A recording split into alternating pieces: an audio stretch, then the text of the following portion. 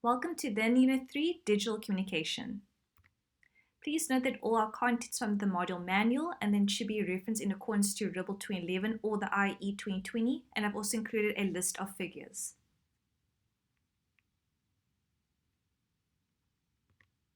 Our learning outcomes is to define digital communication, to identify and apply the media fluency in this process, as well as collaboration and creative fluencies to our communication, identify and explain digital communication and the forms and options as well as the appropriate digital communication, and then lastly, identify the digital communication trends. Let's get started. Okay, the introduction firstly starts off with defining what is digital communication. It is the electronic exchange of information. So the computer has encoded electronically, allowing that exchange what is being stored or processed by the computer. In the past, it used to be communication in a cave where you just face to face, and then there would be letters or books. But nowadays, everything's online. Online face to face, voice over internet protocols like FaceTime and Skype, and running communication would be instant messaging or email or any other kind of forms you can think of. So the choice depends on the purpose of the communication. If you want to do formal, you might want to use an email. If you want to be informal, you would use WhatsApp, and whatever audience would be using this. For example, all the young ones are using the TikTok application. But in terms of the basic idea, what is digital communication? Just means that we are going to online or in electronic form exchange information. So what digital communication do you use? What platforms do you use to stay connected to your family and friends? And are they different? For example, would you be messaging your mom through Facebook? Do you have her on Instagram? Do you? And what platforms do you use for your friends? Are you communicating on Snapchat? Are you using LinkedIn? And so on.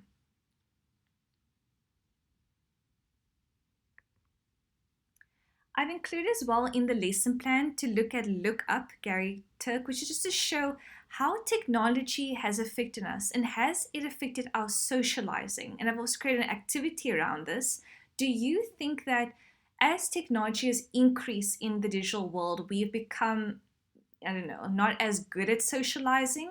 Do you think that we have changed from our online offline behavior? Do you think that dating has changed? So there's quite a lot of interesting conversations around this. How has technology affected us? Is there only advantages out there, or what are the disadvantages that is from technology increasing, growing around us? And then of course there is the Internet of Things. So they're just talking about what technology do you use, and could some of the technology you have be improved, and what do you think about technology in general? So how do you feel about a society where we don't even interact with each other? Everything is digital in terms of there's a hologram for a lecturer, and you don't even need paper anymore, everything. And this is what's happening. I'm talking about like it's not happening, but it is happening. And controlling the weather with applications, I think this is also happening as well. Seeding with clouds.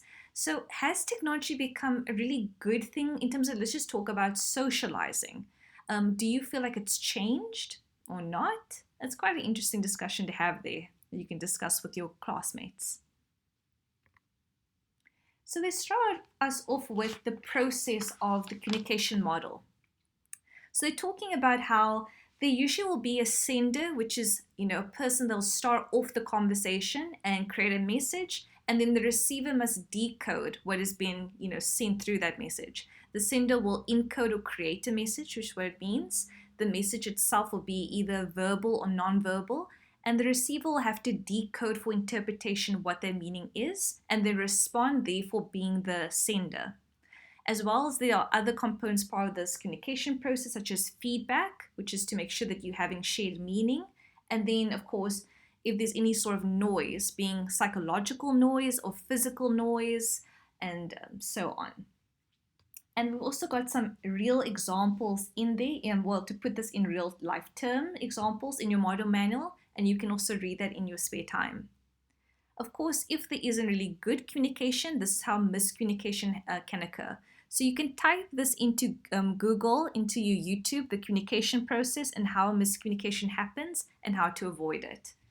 The second one particularly is quite a cute little cartoon. Let's go on to digital communication forms. So there are quite a lot of digital communication forms that are out there, such as the internet and email, that we all have access to or should have access to, and that is part of our first learning unit, digital access. And they also talk a bit about this, is that the most common being here is the first email being sent in 1971. So this is internet as a concept. That's just the example they're giving here. There's a debate around who invented these technologies, but either way, the foundation was laid for communicating over networks. The most common communication is email, which is used for both business and personal communication. Okay, that makes sense. The second one is voice over internet protocol, otherwise known as Skype or FaceTime. And I suppose you guys probably know a lot more about that than I would, about all the different kinds of voice over applications that's out there. And of course, this can become quite a problem because when you are communicating online, people can't see your tone and they can't see your facial expressions, and that's when miscommunication can happen. And how do you avoid misunderstandings? Such as, for example, having all caps in an email. That'd be bad sort of etiquette, and that'll create a misunderstanding. Another form is cell phones, which is once again creating that misunderstanding. And you can message someone at any place at any time through the instant messaging and MMS. I don't know if you guys know what multimedia messaging service is. That is quite back in the day with the BlackBerry, with the moving sort of text messages and the images. They would have a little song with them. And what was the other one? Poly songs, polyphonic, something like that. Videos and songs there. And then social media. Back in the day from MySpace and Tumblr. Things that you also maybe don't know. Maybe you do know. Maybe you've heard of it. So social media also growing there. Instagram, Facebook, Twitter, YouTube. All the things you already know about. And blogs and wikis and internet forums. I don't know if a lot of you blog anymore. Maybe blogging isn't a thing anymore, but a lot of people would blog. Have a wiki would be an editable website like Wikipedia, which is a site you should not use for your assessments because anybody can add to Wikipedia.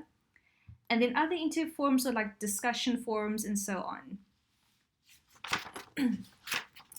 Okay, so I think you've heard me say for quite a bit now, etiquette. So let's go into what exactly I'm talking about there.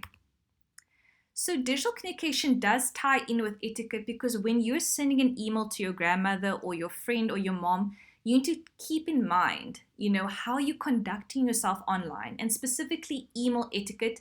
You should not have all caps. Do you remember why? It means you're shouting.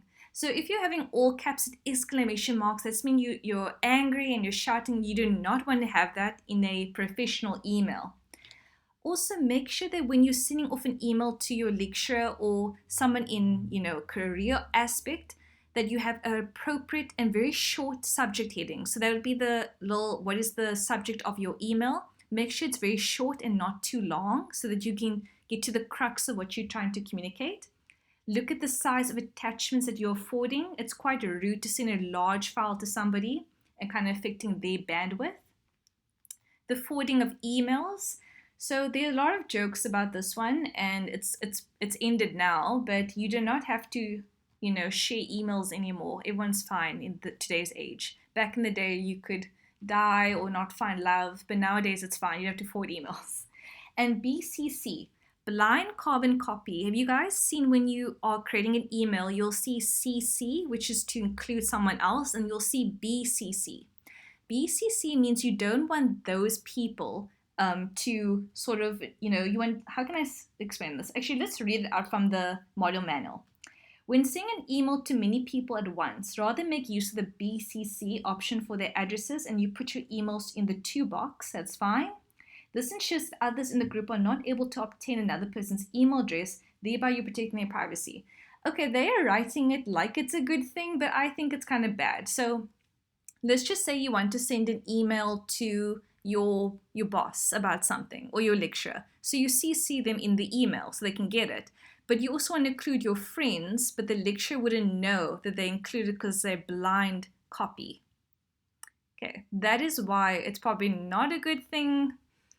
I don't know. It's up to you how you want to send your email.